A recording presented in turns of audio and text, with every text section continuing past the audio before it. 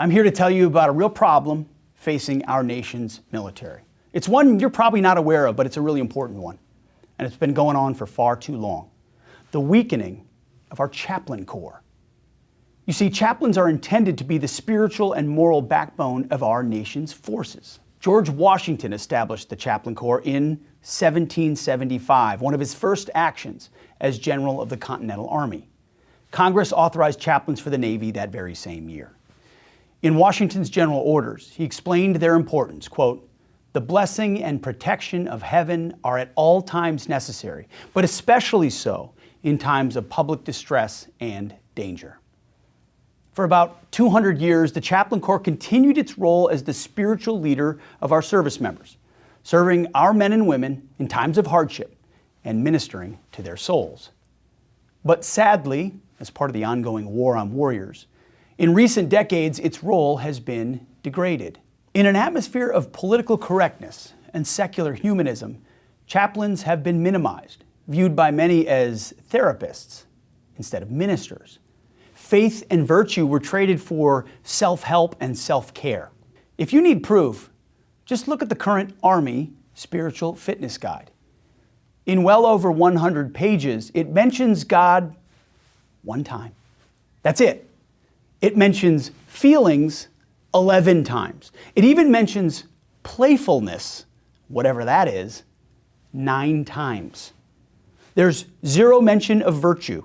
The guide relies on New Age notions, saying that the soldier's spirit consists of consciousness, creativity, and connection.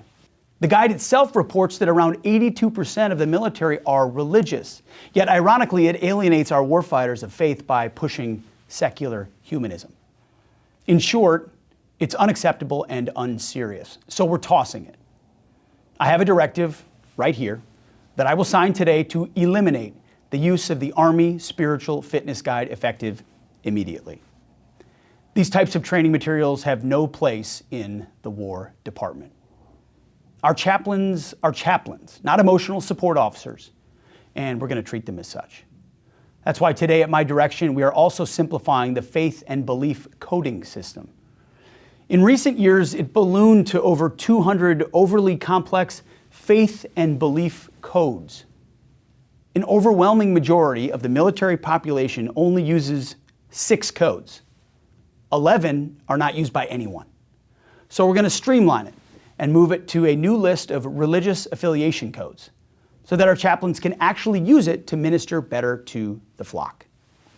More reforms will be coming in the days and weeks ahead. There will be a top-down cultural shift, putting spiritual well-being on the same footing as mental and physical health, as a first step toward creating a supportive environment for our warriors and their souls. We're going to restore the esteemed position of chaplains as moral anchors for our fighting force. The 1956 Army Chaplain's Manual states, quote, "The chaplain is the pastor and the shepherd of the souls entrusted to his care," end quote. This is a high and sacred calling, but this only works if our shepherds are actually given the freedom to boldly guide and care for their flock. Stay tuned for more.